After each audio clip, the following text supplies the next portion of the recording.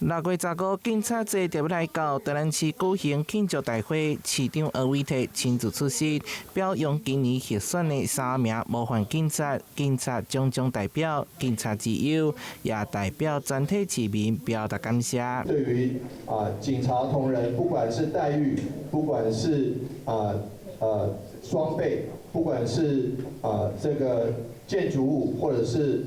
器材，或者是設備、辦公廳舍，大家也都全力來努力。市警局指出，今年1月份到5月份，刑案偵破率名列拿督第一，組查金額高達5億5,000多萬，處理正道賽車690件，防制成績備受肯定。防治詐騙的件數是最多，那破案率也是數1數2。所以真的非常謝謝警察同仁的努力，在暴力犯罪以及這個